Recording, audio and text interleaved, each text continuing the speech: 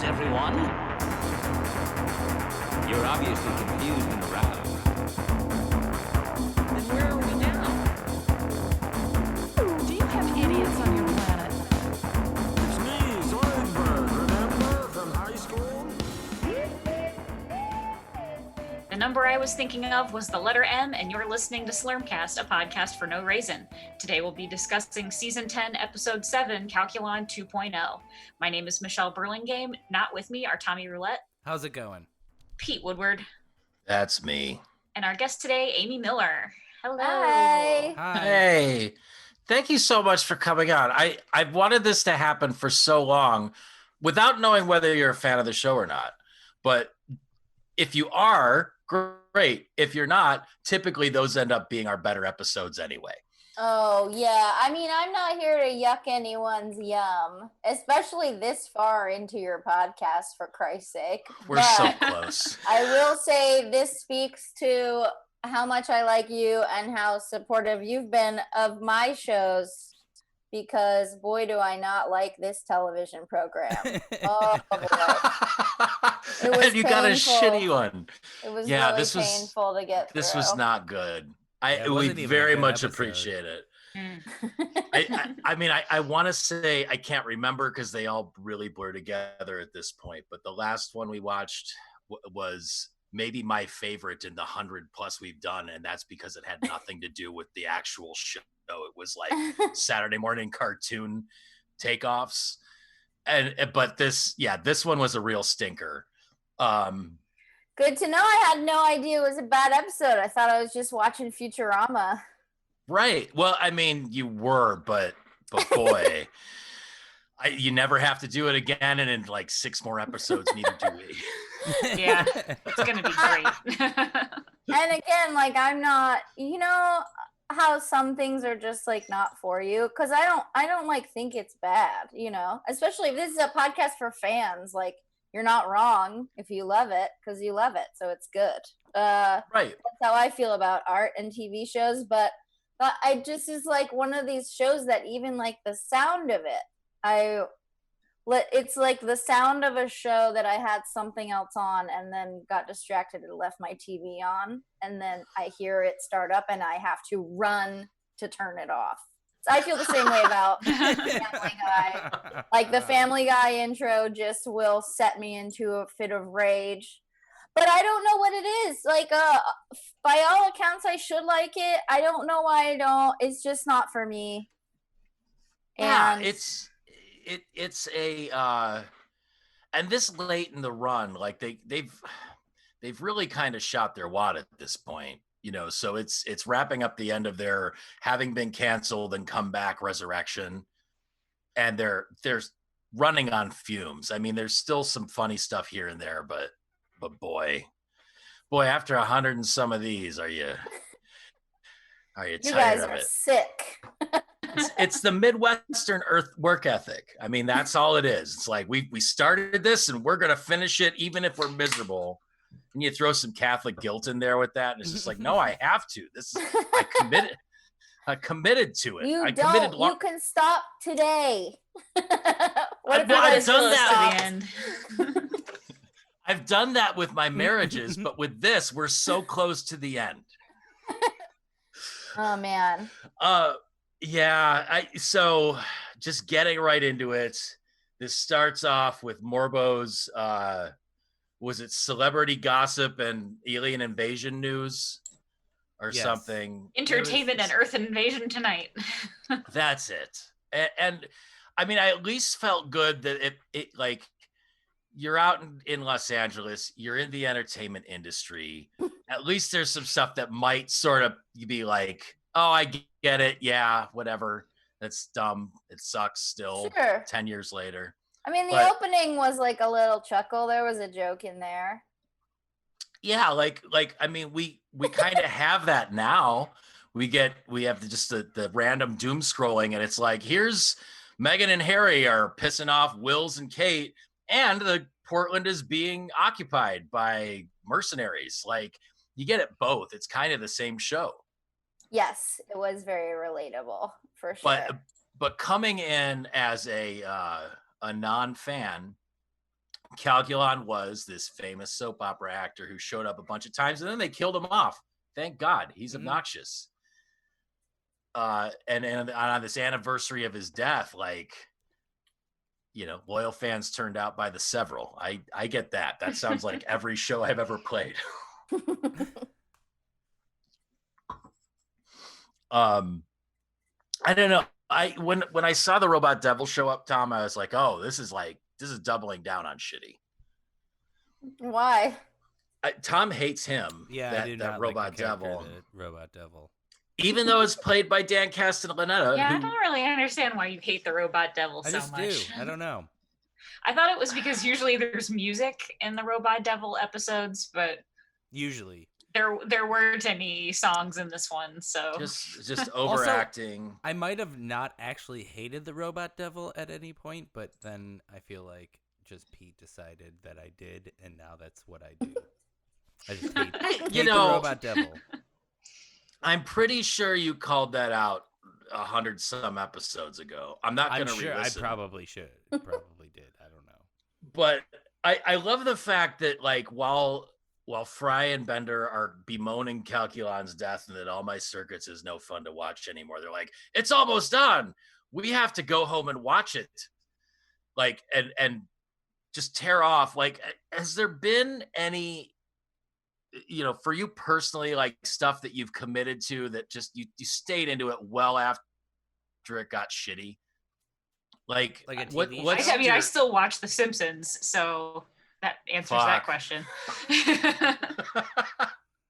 I mean, I think I felt like a strange obligation to finish The Handmaid's Tale, even though it was incredibly unpleasant to watch every single time. Mm-hmm. And I watched it like in time. And then the first Sunday when it was done, and I was like, I don't have to watch The Handmaid's Tale tonight. This is the best. But I could have stopped at any time. And that's a very good show, but it is just like self-flagellation. Like, it's not fun, you know? Yeah. I only watched the first 2 episodes of that, or first 2 seasons. It gets way worse. I would imagine, and I don't even want to like watch it anymore because I feel like it's like The Simpsons have scripted all this stuff that's happened in real life.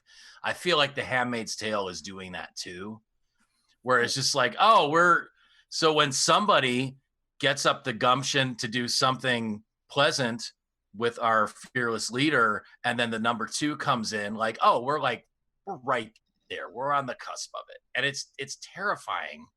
And real life is terrifying day in, day out now. So, yeah, you know, like, it's supposed to be escapism. I'm watching Deadwood and Silicon Valley again at this point because it's just like, it's violent and gory and awful, but like, it's way more pleasant than anything. Well, I mean, there's a lot of vomit. I forgot how much Thomas Middleditch vomits in Silicon Valley, but like Deadwood's really, there's a lot of ugliness in there, but mostly I think about the smells.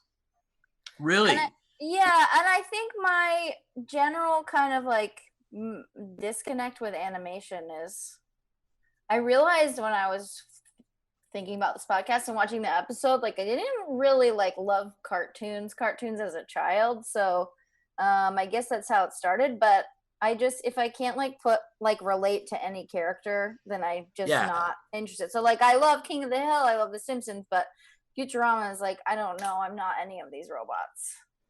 Yeah, and King of the Hill is so realistic. That's part of this. Like, my big hang up with it for a long time was just like, they'd suspend logic on this cartoon logic stuff, which you're just supposed to go along with. But like, they're talking, there's these storylines on this show about pregnant robots and stuff. And I'm like, how does that even happen? I still don't understand it. I still don't know why they used it as a plot device other than to just kind of mimic your daytime soap opera stuff, which by all accounts, right. But like, soap opera logic is so much more fucked up than cartoon logic. Just the few years that I was a somewhat regular watcher of Days of Our Lives, like, that shit is so far and away like insane writing. And I don't know if it's just that they have to shit it out daily, or if it's like we're taking really heavy hallucinogenics and coming up with this stuff, like force fields and pirate coins that are magic and resurrections and stuff.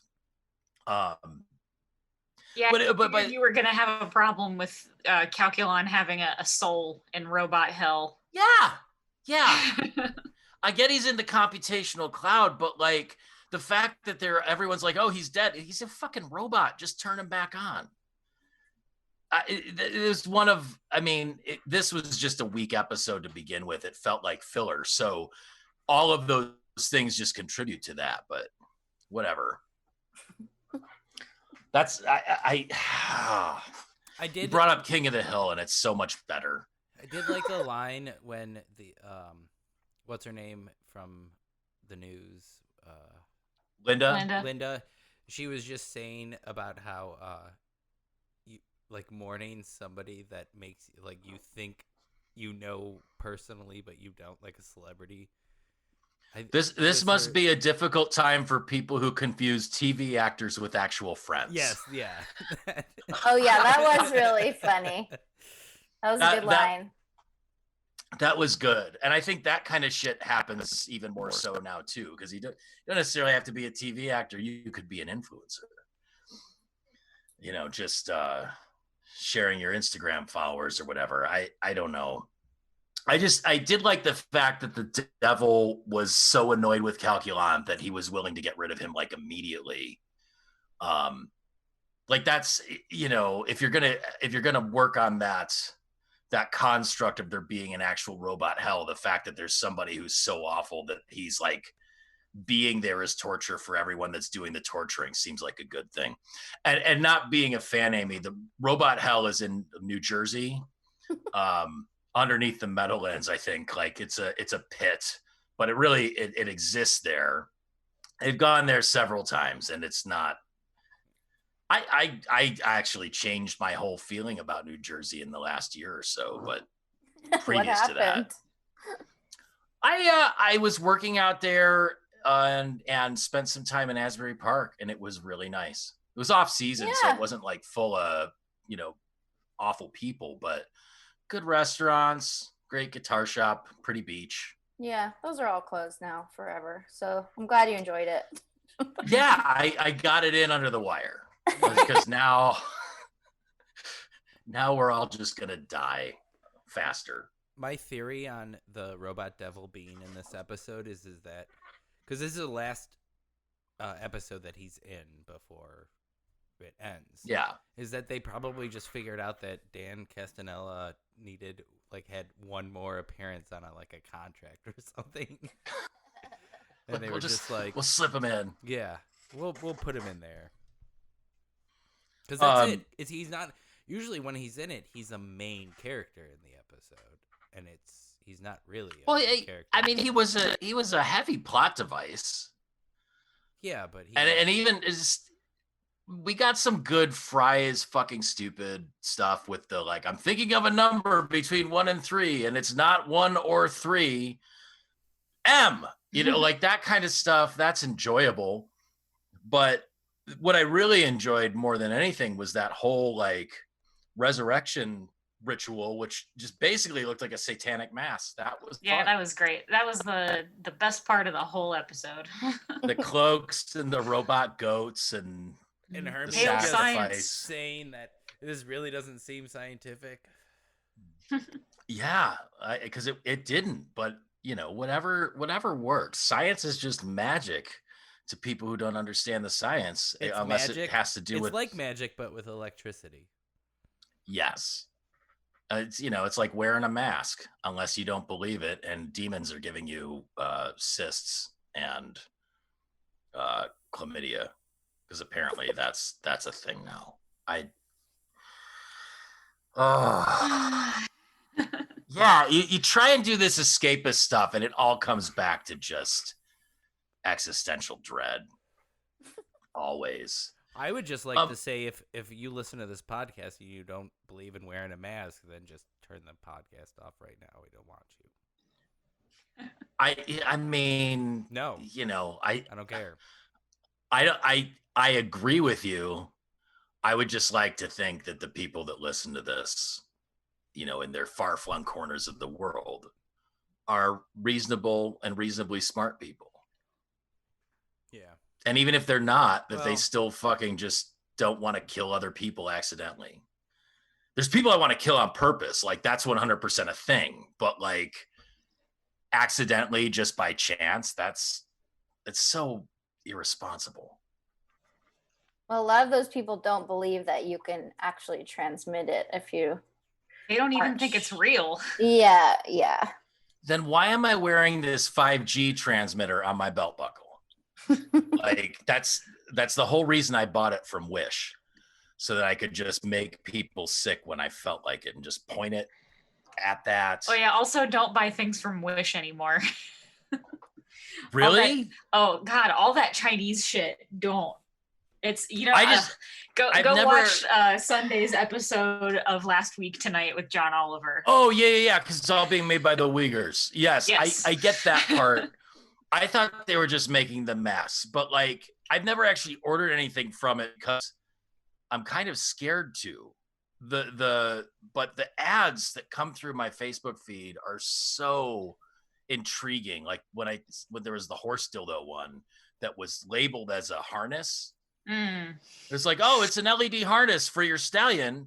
And then I clicked on the link going like, that can't be, because there's this big rubbery veiny thing that they're featuring in the front of the picture.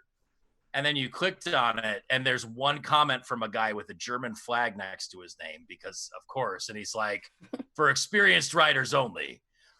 And yeah, there's things on there that I didn't know existed, but when I see them, I go like, of course, but gross. Why are you clicking on them, Peter? Because the images are really well captured, and they're like, they have these captions that don't make sense. So it'll be like this long thing, and it'll say bodybuilding exercise. I'm like, how do you use that for bodybuilding? And then you click it, and it just ends up being like an enema probe or something. That's how they. Because I don't know about fitness at all. So when it's like, here's this, you know, it's like a shake weight or something. Yeah, it's all garbage and nobody should use it. It's all crap from AliExpress, which is made in basically slave conditions.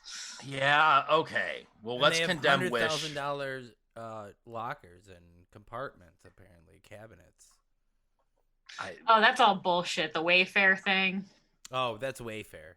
Same difference. Yeah, those poor kids like transporting sex slaves in cabinets and shit. And all the girls that they were saying were being trafficked are no longer missing, and they're being harassed on the internet now by people who think that they need to be saved or whatever. I don't know.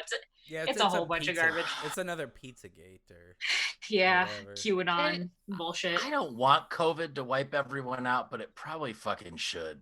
I wish it would wipe them out. We're a goddamn virus on this planet. This is bad.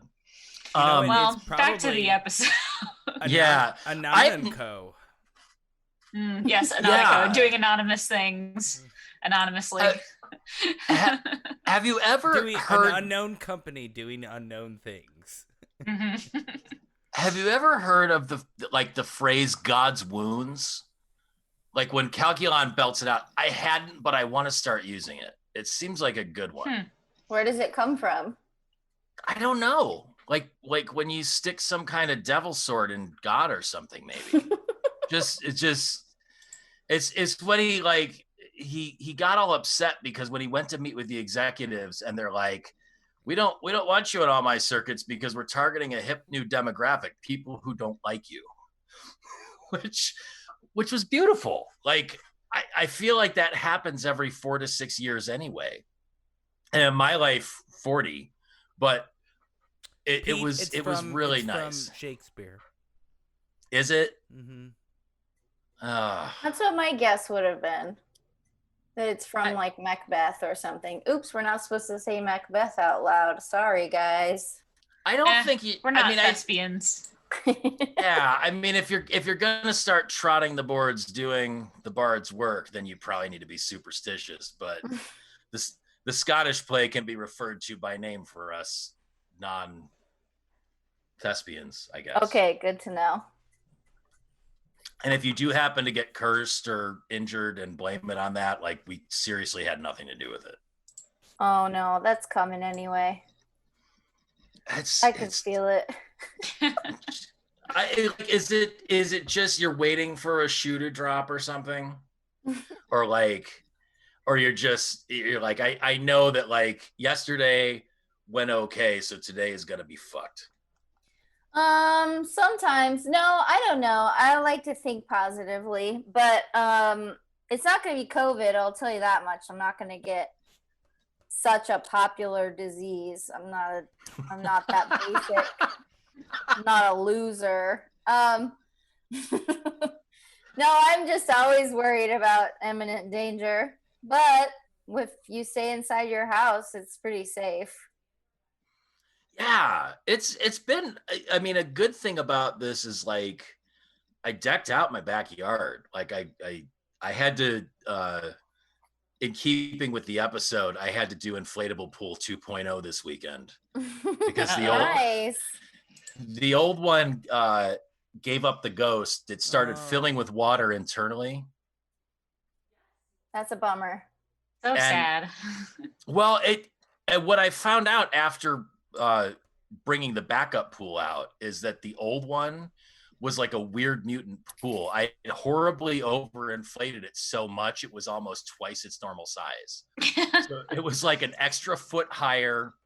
If you look at the dead patch on my backyard, it was about a foot wider, and the cover wouldn't fit on it. Like, you'd have to stretch the cover out to, like, even try and cover it. And when I blew this other one up, it's like, it's smaller and it's nice and it holds its shape. I'm like, fuck, this is great. And then the cover just went right on. The other day we had, like, some bad storms, and it put about 30 gallons of water on top of it, and I was able to suck that all off with the shop vac. So the water, it didn't even get messed up. It was amazing.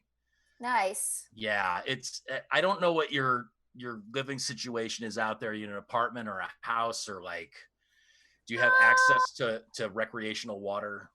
No, not really, but we have a nice backyard, and I also did fancy it up a little bit, and we have a front courtyard. I'm in an apartment, but it's a really small building. It's like it looks like an old Hollywood, like Melrose Place kind of like building, except without the pool. But yeah, it's good.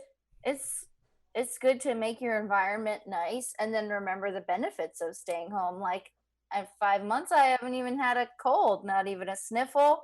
If you stay away from other humans who are gross, you don't get sick. I feel like last year I was sick a lot. I was traveling constantly too, but, like, yeah, man, I like staying inside. Okay. The future is terrifying, and I don't ever want to watch Futurama ever again in my house or anywhere. You don't have to. I certainly won't make you. There was a thing that happened in there. They covered up the Walk of Fame star with Robert Wagner's second star. Yeah, there's no shame in being replaced by Robert Wagner. No, but then there was this exchange where he's like, "I'll have to start at the bottom," and I think Fry was like, "But Fox already said no." Like, yeah. What's the bottom rung now? And I'm not saying this to you specifically. I mean, to be like, where's the cutoff? Where to be like, yeah, it's a network, but fuck that. Like, where would you draw the line on actually doing something for a national or international? I don't know. I guess Fox News. I mean, pretty much anything else I would probably do. Well, I wouldn't be on someone's show if I hated that person or they said a lot of shit I disagreed with. I don't know. There's how many of my friends got shows on Quibi? You know what I mean? Right. And who's seen any of them? I don't know how to I'll get say it. yes to whatever. I don't know how to get it. Well, you get it on your phone. I do know And that. I don't like Yeah. watching things on my phone. No, nobody That's my does. problem. But And the Reno, timing- Reno 911 is on it too. And I just know that's I the know. one thing. That and the sex doll show looks interesting. That's about all I've been drawn to on Quibi, but I still have not downloaded it. Oh, I wait. have not looked Oh, wait for till it at somebody all. puts it on YouTube. Yeah. Oh, you can also you can also put it. You can just AirPlay to your TV, and then it'll be like you're just watching it. But on then how TV. can you look at your phone and do other shit when you're not watching the show that you're showing on your TV? You just don't. You don't look at your phone. Ah, You just And- watch the. That's when you get Fuck your that. iPad out. Get another device, a backup phone. Your Smart. tablet, yeah. God, it's just that much stuff. That the one man show thing was an interesting twist. Like, I did like the line, "It's the greatest career resurrection since Jesus Aloha from Hawaii," which I mean, I can't remember in the history of the show, like in the canon, if they made references to like an actual resurrection of Christ in the 1,000 years since our current time. That But, like- was an Elvis live Yeah, TV yeah, concert. Yeah, absolutely. it was Elvis Aloha from Hawaii via satellite was what it And, was. and then there was the 1968 comeback special, and those two are, I think, very, very different. Like 68 Yeah. comeback, he was on fire, and Aloha That's from the- Hawaii was like, Yeah, 68 comeback was the black leather outfit, and the Aloha from Hawaii, I believe, was the white and gold lame caped Elvis. bell bottom I outfit. have both yeah. those albums on record. I think like the Aloha from Hawaii is the one that was immortalized in Eddie Murphy's Delirious. And that was like aired Like, in like that's- 30 different countries or something like this, something ridiculous. Like, Yeah, it was like it's satellite. huge. It was like the first like satellite broadcast of that magnitude. And it's terrifying. I love that line though at the end of his one-man show. It was just like, but murdering the astronauts just the same. Wouldn't you, folks? Wouldn't you?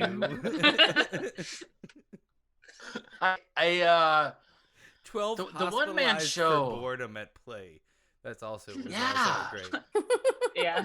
worst play in history. Theater should be demolished to remove the stink of new show. The one man show thing is an interesting conceit. Like this may hit closer to home for you too, Amy, where it's like if you're a comic and you want to get some legitimacy with the borings, you frame an hour of stand-up as a one-man show and maybe add like a through line or whatever, and then frame it as that, and then all of a sudden, and I enjoy Mike Birbiglia, but then you're Mike Birbiglia, and it's like no, it's a one-man show, but it's Yeah. it's Well, I think- basically that. A lot of comics do it too when they just want to go to Edinburgh because you kind of have to. But I think, Mike Birbiglia is not, he didn't want to be a stand-up for the world of it either. You know what I mean? He Yeah. didn't want to like be in clubs or anything like that. So, I have that one- no idea why. I think a one-man show sometimes, if you're a comedian, I'm not saying this about Mike Birbiglia, but for lesser writers, is sometimes like a way to not have all the punchlines that you would need for stand-up, and then you can just kind of tell this story or talk about, one topic or share the story of your life without having to make it funny, which is very hard to do.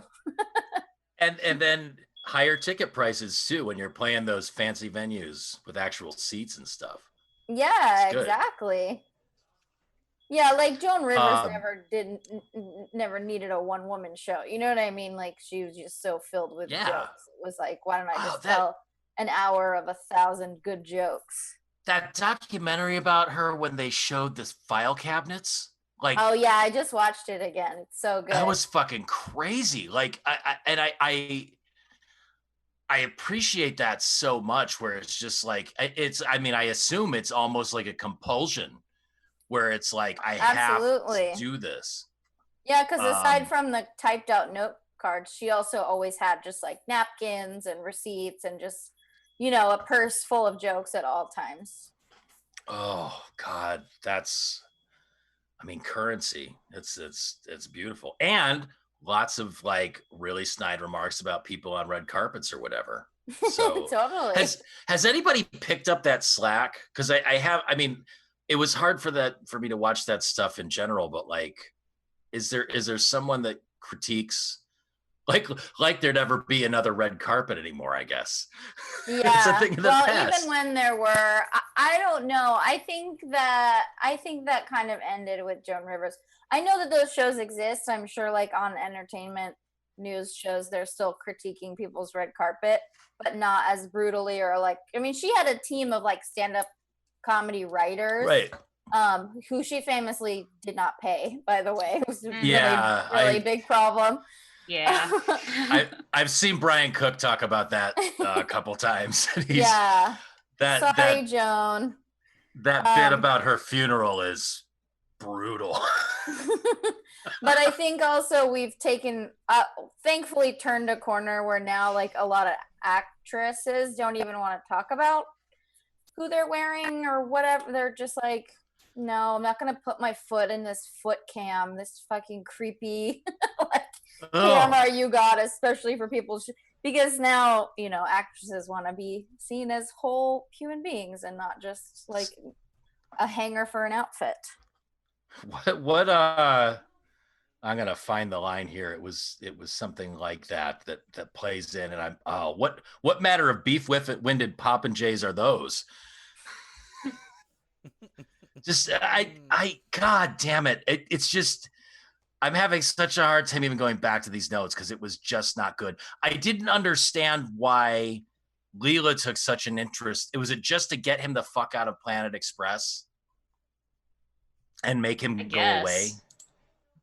Like, because she seemed to be taking a really good interest or a really personal interest in being like, yeah, you're a shitty actor. You could go clean toilets or do data entry or whatever.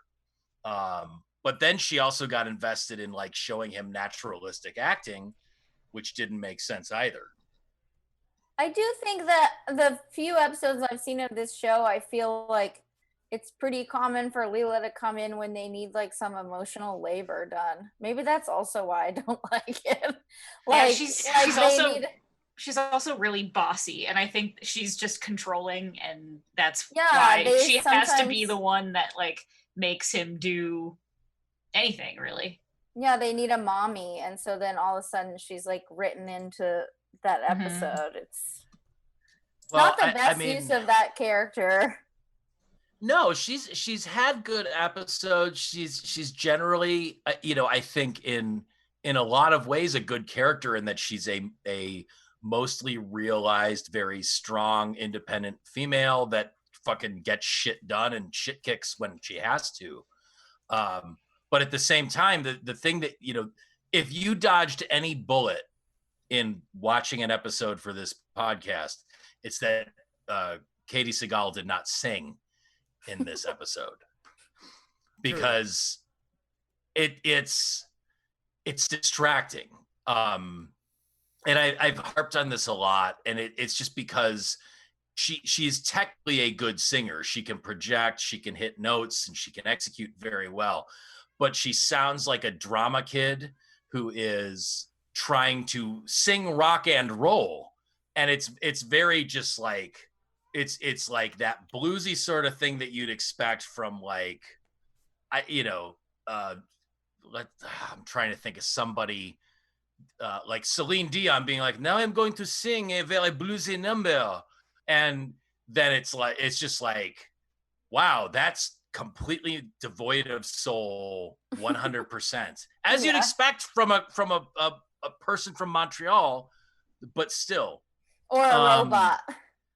Yeah. And even in this, the robots all have emotions, they have feelings. Calculon basically gets suicidal over these bad reviews, which that's a thing. I mean, that's a real emotion. I do like that. Well, he killed himself initially. On accident, though. I did enjoy that. The accidental suicide. And in trying to be like, I'm going to do the best death scene ever by actually dying. It's almost like a Jackass episode or something, which is just lovely. But yeah, just the whole, like, I got minor chuckles out of the fact where he comes back into the episode and he puts on a mustache and they're just like, oh yeah, you can play that shitty looking Calculon guy. Like all of that where he just kept getting shit on by other people because they didn't know it was him, who were too stupid to realize that it was him with the shitty disguise on. Yeah, there are the casting directors were funny. That was very relatable. There's so many funny stories in LA of people, especially for like UCB actors, where they'll go in and there's a list of like, these are the kinds of guys we're looking for, and then they audition those guys and none of them get the role. So that was very like true to life. The industry, it's a nightmare. Yeah, it just seems so like, I mean, I don't know if it gets it. I mean, and you're working in that industry. Like on your take, is it that they're just like, are the people doing the casting that clueless to not understand the nuances? It's just like we're shooting for the median lowest common denominator. Like, I'm sorry, Chris Gethard has too much edge. Yeah, I don't know. I have no idea. I think a lot of the times those people are casting a wide net because they have to work around writers and directors and producers and everything. But that the industry in general is just kind of uncreative. It's like, yeah. I mean, we all know these character actors that you think of like, oh, it's so weird how many times this guy's like played someone's drunk dad or something. And then it's because the actual writers and directors and casting directors have seen him do that role enough times that they're like, oh, what about this type of man? And it's like, no, you can think outside the box a little bit. Yeah. Right. I always enjoy, it's funny doing a lot of auditions for animated stuff because I don't watch very much of it. And they're fun to do, but even those casting people don't think outside the box. Like now I'm almost 40, and so they will only call me for like old, I'm like, my voice, it's just my voice. Like it can be a 22-year-old giraffe. It's always like a 60-year-old witch or whatever. And I'm like, I could just be a regular like fish or, a little boy. Like there's range. But they're so like, they just think about these things in such narrow terms that it's like, oh, how often are you coming across an animated character who's like a 40-year-old regular woman? Like most of them aren't even human. So like, let's just get a little more creative, guys. I could do commercial stuff. Like it's just people at work. That's the whole thing. And most people at work don't want to be at work, and they don't do that great of a job.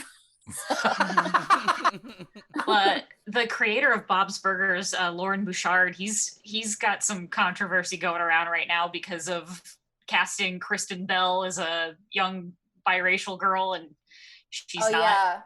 Yeah, and there was the Jenny Slate thing too, where she bowed out of Big Mouth. He also Marshmallow on Bob's Burgers is played by what's his name, Michael Bolton from Office Space. David Herman, is that his name? Yeah, I think David Herman. So they're trying to find an actual transgendered Black woman to play Marshmallow, and then people are like, well, what about Linda? Now you have like 10 different female characters that are being played by men. And then like how far does it go in representation and casting? Yeah, it's weird, man, because also people want to work with people that are consistent and good. So if you have like a Pamela Adlon on your hands where she can be any number of things, then that's the way you're gonna go. And speaking of King of the Hill, the neighbor, like the Asian neighbor, it's just It's pretty fucked Toby up. Huss. But the thing is, like Toby Huss is so fucking talented and good. Like, I will watch anything he's in because I fell in love with him in The Adventures of Pete and Pete. But every time he's on screen, he's goddamn amazing.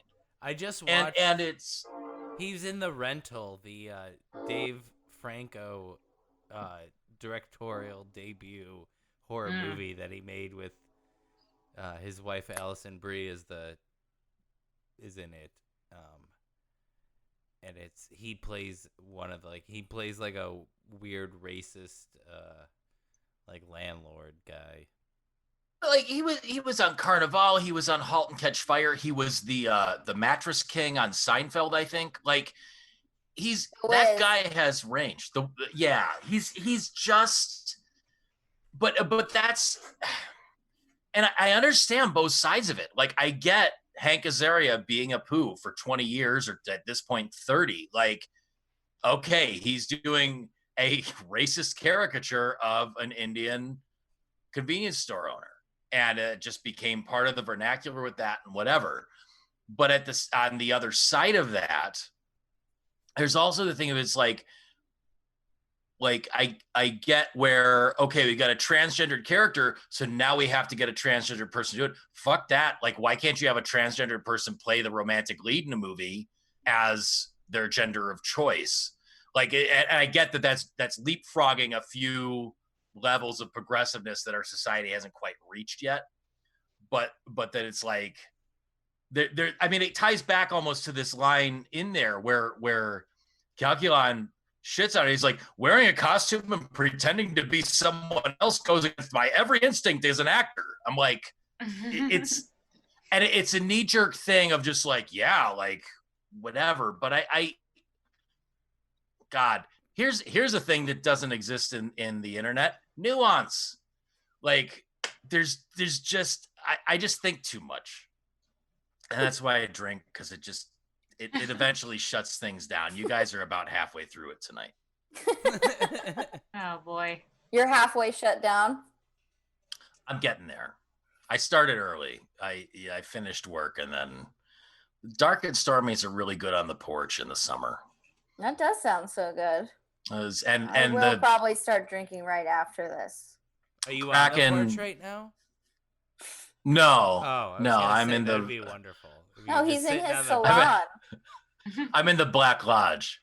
but Kraken was on sale this weekend, so there's a 1.75 liter bottle of it for $26 and made a good dip.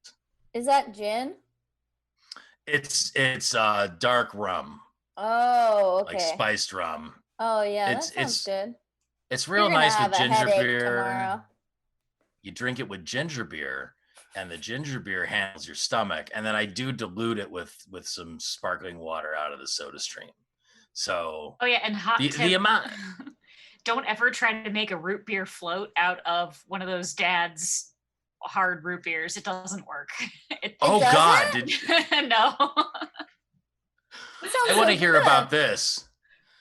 Yeah, you would think it would be good, because I was thinking, hard root beer float. Just instead of using root beer, you use the hard root beer. You know what I mean? And it just immediately curdles the ice cream. Yeah. Oh right. Oh. And I didn't think about that. It was really gross. Well, that's also like what's happening in our stomachs anytime you combine alcohol with dairy. Yep. I never understood like White Russians because of that. Like, that just but those are good. So gross. No, I love White Russians. I like a boozy milkshake, like a Guinness milkshake or something like that. Like, those are good, but yeah, you can't just be out here. Is a Guinness milkshake a milkshake flavored like Guinness, or just a milkshake with Guinness in it?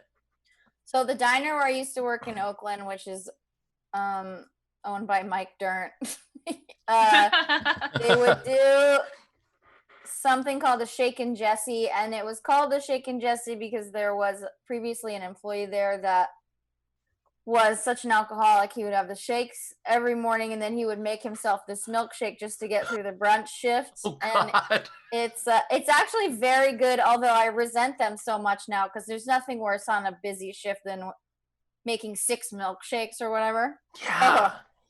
It's Guinness, espresso, ice cream, and chocolate. It's very Weird. good.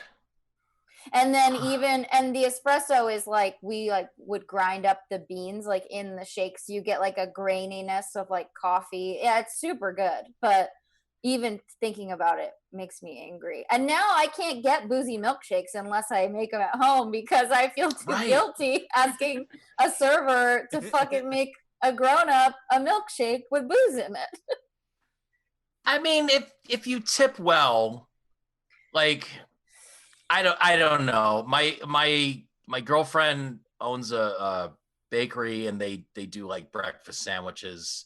When it's like basically a coffee donut shop type thing, and like the sandwich is killer, but the sandwiches are really good. So like if you're gonna offer this wonderful thing to the public, like I don't know. It almost seems like the cost of doing business, literally, where it's like, this is what people want. So I'm sorry you have to stand over a hot pan cooking eggs for 3 hours in the morning, but those sandwiches are fucking good, babe. Oh, sure. Yeah. No, I mean, I understand it. The problem is when you're making the milkshake, you don't know yet what the tip is going to be. So some of the anger does subside. But listen, brunch is just, I hope it's canceled forever. Let me just say that. Yeah. I hope brunch never comes back. Because as a server, it's the worst shift. Everybody has 3 or 4 beverages, and they all want them right away, you know? So you're doing water, you're doing coffee, maybe a milkshake, and you're doing mimosa or beer, whatever. Like, it's just too much. Just drink at home, and then come get your food. Like, I know I shouldn't. Yeah. Yeah. I mean, there are certain places, like if I'm at the Cheesecake Factory or whatever, I don't feel guilty about ordering something that's difficult because my server's not making it. You know what I mean? But right. The robots Some in China are probably slave labor in China is making the food for the Cheesecake Factory. Listen, nobody's making food at the Cheesecake Factory. It all comes in like sacks, and then they snip the sack open and they throw it in the microwave, and then nobody's preparing anything. Wait. It's sous vide? Is that what you're saying? It's sous vide? It's got to be like all those fucking Applebee's and Chili's. All the meals are just pre-cooked, pre-made, pre-bagged bullshit, and they just throw it on a plate. Yeah, I know someone else is making the milkshake, but if I have a job that's just making milkshakes, tight, okay? That's fine. It's the combining of doing the waitressing and why am I cooking shit? Scraping ice cream out of the bottom of this tub. We would all constantly just be covered in ice cream, just shamelessly.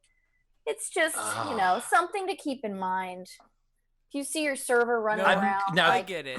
Because I also worked at a bar where actually we had a drink that like it took so long to make that actually a $5 tip was built into the price of the drink.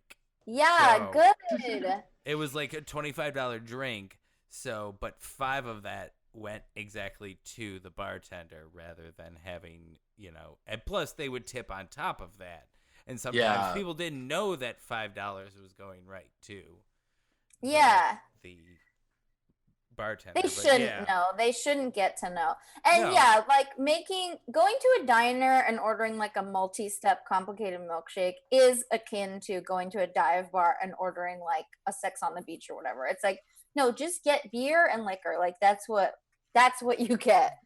Yeah, something you can pour, and maybe something you can squirt on top of it and be done with it. Yeah, exactly. Like if you're gonna charge me $15, then I want to see some like shaker action and maybe some Tom Cruise cocktail business. But at a cocktail place where you expect that kind of thing. But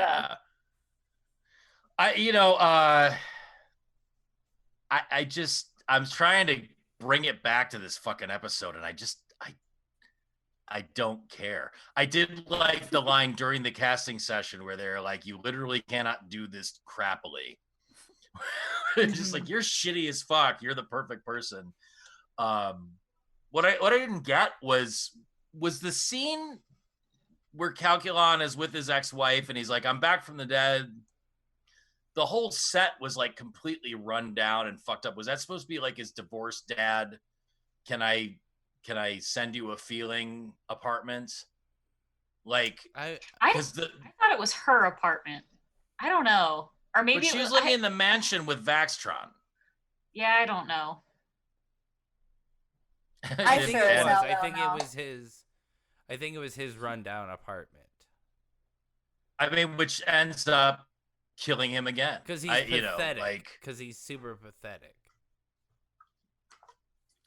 Well, yeah, he escaped brutal crab fishermen, and she didn't wait for him, not even for one day. Are crab fishermen even a thing? I don't think they're called fishermen. First of all, are they? They are. Yeah. They have nets. They go out in boats with nets and they crab traps hunters and stuff. Yeah. Is that crabs or is that lobsters? I assume they're both caught the same way. Yeah, you need a net for lobsters. sure. Lobsters are deep sea. Crabs are like coastal.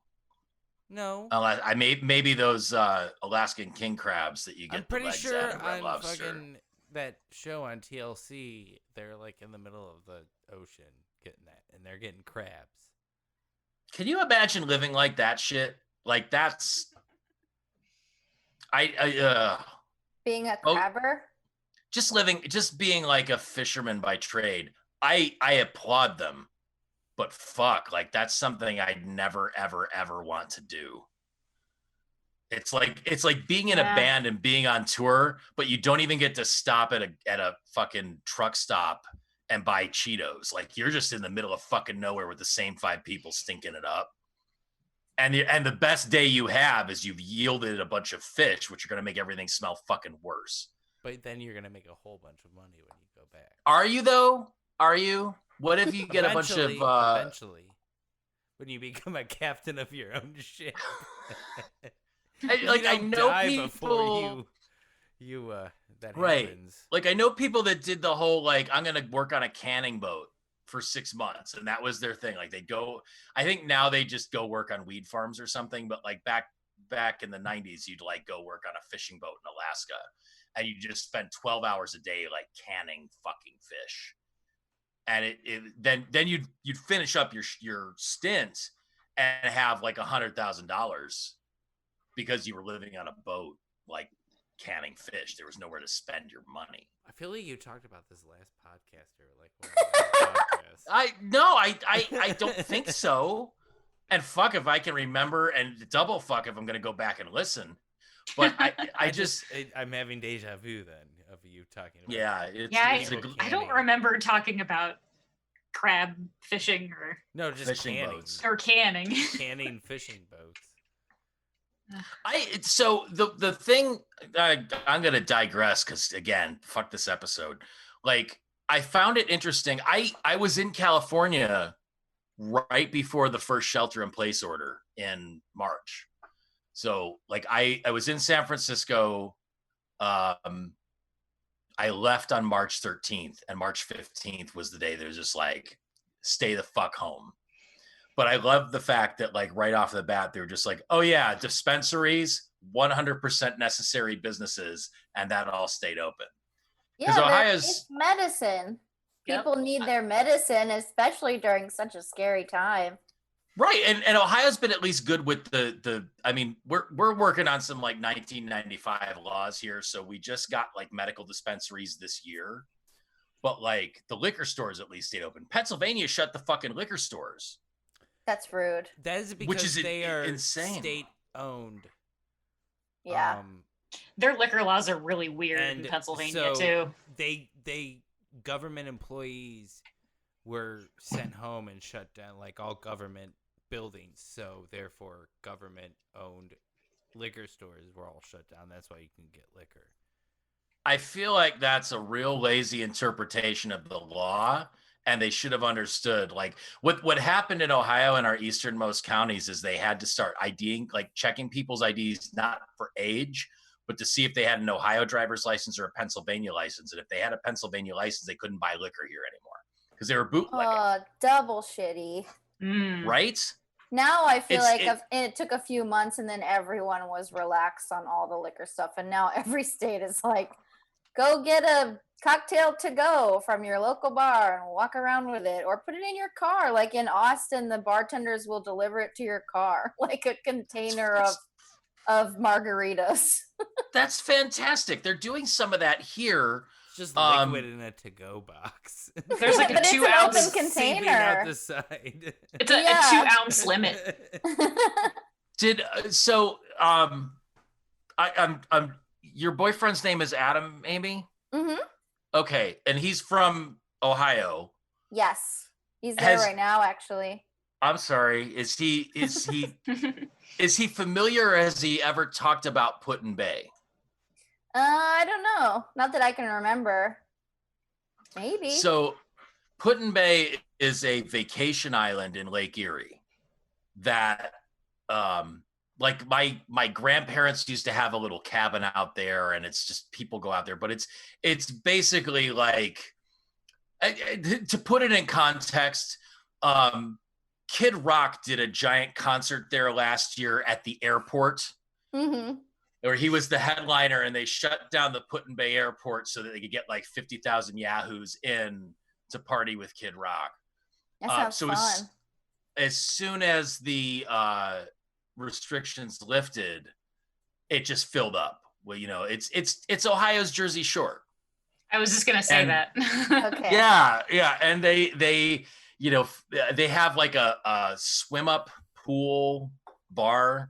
It's like a pool dance club bar all in one. I love it. And it's just a STI soup. And like they opened up and immediately there's like, oh shit, we got to shut this down because we've got 60 new cases of fucking COVID here. Like that's the part I don't understand. And like restricting people's access to anything that can numb their fucking souls. Cause like I like my house. I like my yard. Love my kid. My girlfriend's living here. She's great. But fuck if like a different change of scenery isn't necessary every once in a while just to keep you from going bonkers. Like, yeah, go on a vacation in your mind, man. Right. Yeah. I mean, like, I just, that's the part I don't understand. So when Pennsylvania shut that shit down, and we actually went to Pittsburgh overnight for let's go sit in a hotel with different walls for a night. It was lovely.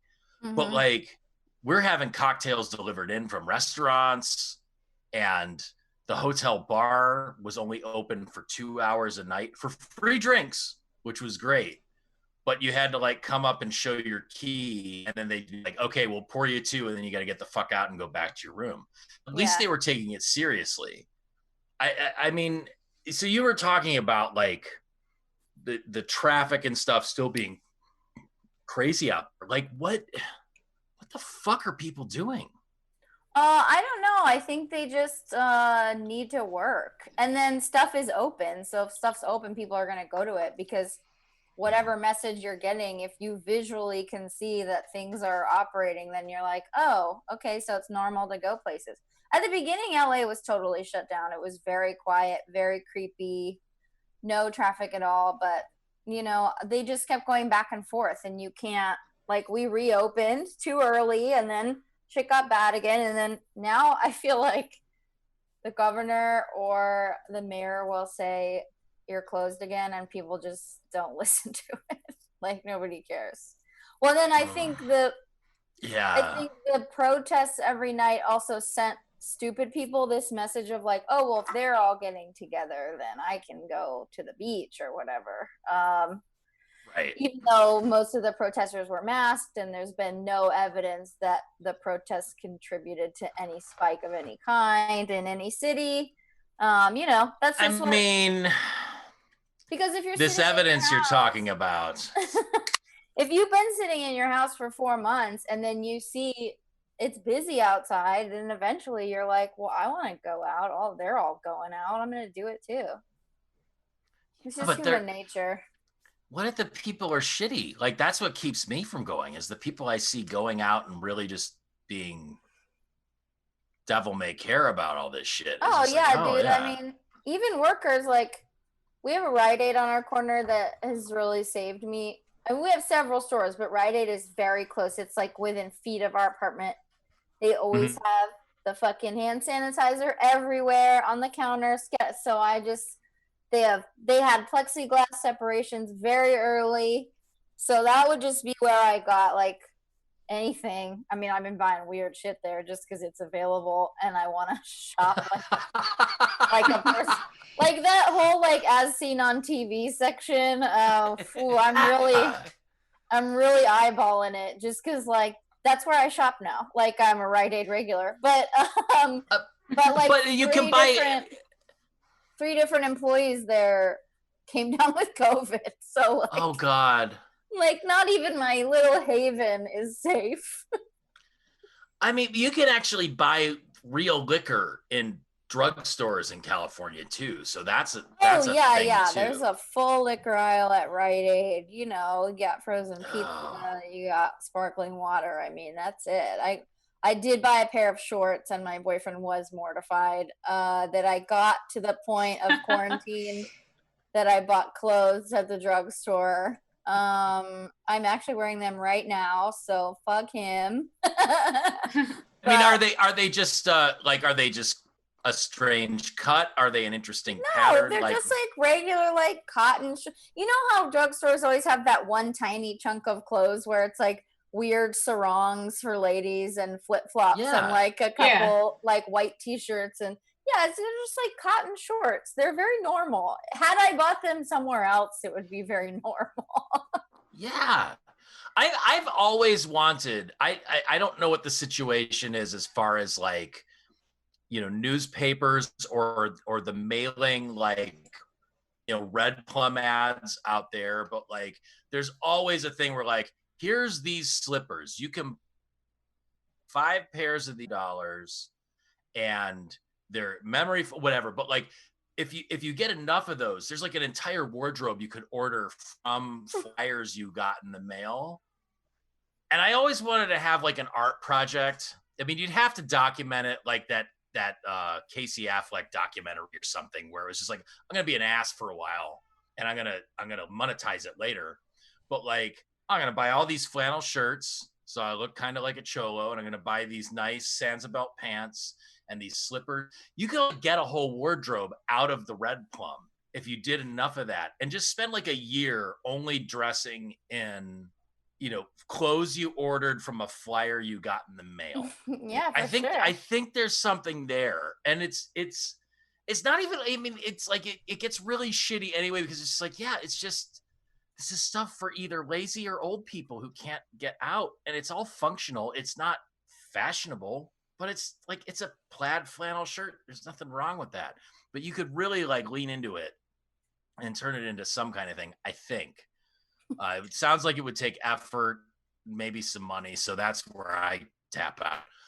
Like, it's one of my dreams, like bucket list things to do. I think you should do it. There's no better time than now. Yeah, I mean, blah blah blah. Calculon gets praised for his acting because he gets all naturalistic when Leela dresses him down in a really shitty, mean way, and then, you know, he reveals himself, everybody's impressed, and then he accidentally gets killed again when the set falls apart and kills him. It's not Marvin Gaye, it's Isaac Hayes is the one who got hit by the falling light rig. Was it Isaac Hayes? No, fuck. Shit, now I'm mixing it up. In real life. Yeah, in real life, there's a soul singer, 70s funk. It's happened a lot. Yeah, but he was like Curtis Mayfield. paralyzed. Oh yeah, Curtis Mayfield. Curtis Mayfield. Yeah, the Curtis Mayfield, because he's the guy who did the theme from Shaft. Mm-hmm. That took him. Isaac Hayes was a Scientologist on South Park. That's Yes. Anyway, and then Calculon goes to robot hell and starts driving the robot devil crazy again. What the fuck ever. Like, we've only got 6 more episodes, guys. So happy we're for in the you home guys. stretch. I hope there's some good ones. I like if you're ever I don't know, if you like, maybe you'll go on an ayahuasca trip or something and be like open to this again. The episode to watch is the Saturday morning cartoon bucket. No. And the only reason to watch that is because they do a Fun takeoff Pit, of the GI Saturday Joe morning cartoon. Fun Pit. Fun Pit. Fun There's Pit. a GI Joe cartoon, but it's being edited by the head of Richard Nixon in real time, and he's doing commentary and overdubs when they say things that are not appropriate for children, and it's fucking fantastic. I'm not going to watch it, Peter. Okay, and I applaud you for that. I got roped into this early, like 4 years ago, and now again, it's just, well, if I'm gonna be a masochist, I'm gonna see it through. There are some good episodes coming up. They're not all stinkers like this one. Good, because this is, boy, we could have had you when you hear like a year and a half ago for Accidental Comedy or something, and it probably would have been good. Maybe. I think, maybe. I don't know. It's, we wouldn't have been on Zoom. Yeah, that's true. Yeah. You would have been in my house. I could have been a good host and served you drinks or snacks or whatever. Now we're talking. We'll do it from the pool next time. The next time you are in the vicinity, you are welcome to come over and get all of the hospitality. So on all of that note, in the quarantine, have you been able to do any comedy? And what are you kind of looking at with stuff coming up in the future here? Have no idea. I try to spend almost no time picturing the future because it is too overwhelming and scary. I've been doing some Zoom shows, doing my podcast. I actually am taping something I can't really talk about on Friday. That is going to be a live stand-up show with a live COVID tested audience. Nice. So that's exciting. Yeah. But it's also going to be weird because I haven't performed in almost 5 months. Oh God. Yeah. And this was going to be my first year in 10 years of 100% of my income being from live stand-up comedy.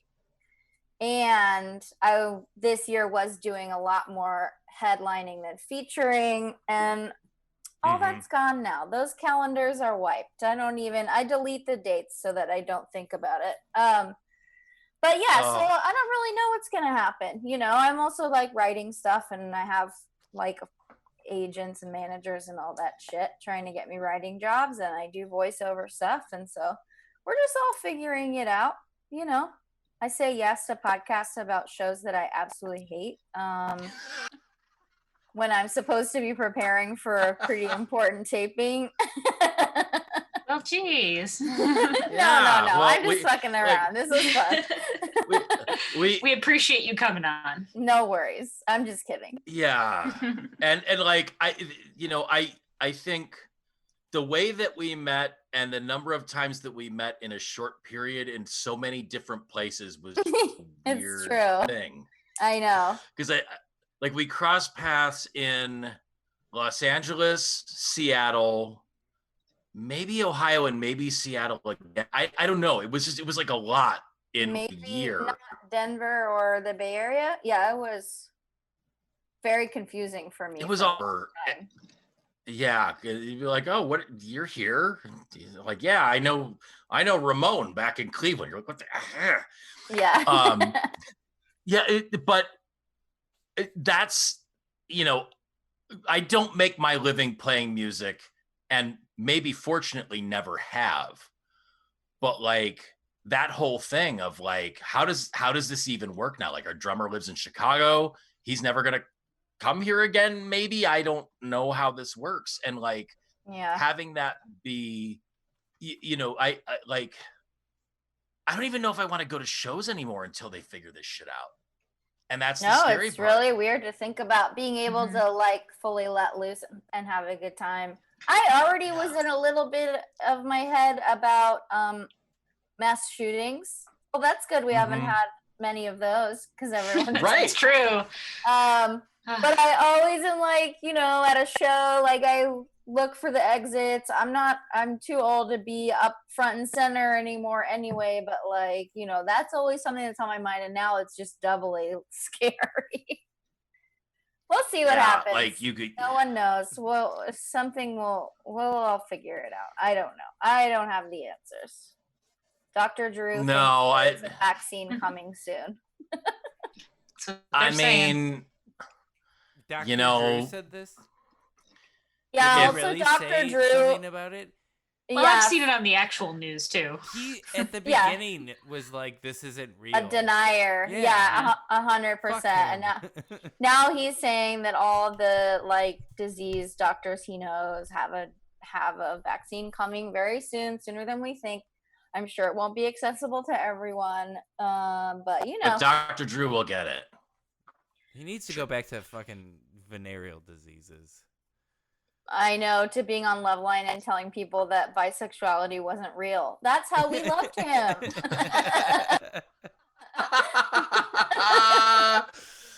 Oh, if only.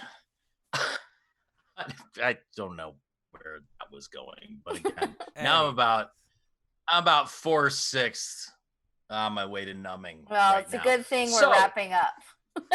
Yeah, so thank you so much for coming on. Thank you for suffering through this awful episode of Futurama. Hopefully not this podcast. No, this is fun. Thank you, guys. Where can people find you with Who's Your God? Where can they pick that up?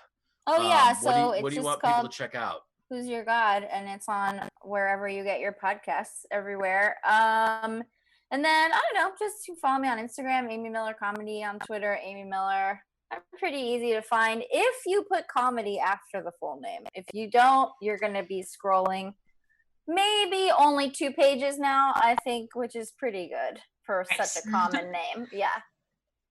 Interestingly, one of our good friends' wife's name is Amy Miller, so that's always I've just always enjoyed that. You're the second thing that comes up when I Googled Amy Miller. Oh, awesome. Well, that's good. Move it up. You can put that in your credits. Is it the article where Breitbart called me a comedy terrorist? Oof. I hope it's not that one. I hope it's just my website. It is something. your website, but now I'm going to go to news and look that up. Oh, well, don't remind me. Don't give them clicks also. Yeah, fuck. Let's go incognito. It says, there's something from Willamette Week. Oh, yeah. Yeah. It's the one but of just in Portland. For people that enjoy comedy, Amy is goddamn fucking funny. Like, just thank you, Peter. Oh, yeah. I've seen you a lot, and it's always just such a good time. So when you're around, I'm in. I'll try to not bring people that throw beer cans at other comics the next time I see you, but it did make for a lively evening. Yes, it was very fun. My boyfriend was really happy to be bouncing again, so that was good. He ran a comedy club for years, so he's always ready to go if someone throws a can. We're gonna get him out. It's good. Yeah, even if it's an old lady. Oh, that was yeah. Well, I'll tell them about that off mic. Okay. Anyway, thank you. You have a wonderful evening. Thank you for coming on. Yeah, everybody else. Yes. We'll see you next time. slurmcastpod@gmail.com, Slurmcast on Facebook, slurmcastpod on Instagram and Twitter, 216-438-1077. Call, text, whatever. We probably should just shut that shit down. Nobody fucking says we don't care anymore. It's just fake bill collectors for me anymore. And then write and review, say something nice on iTunes, because that matters apparently. That's it. Have a great week, everybody. Thanks. Bye. Bye. Bye.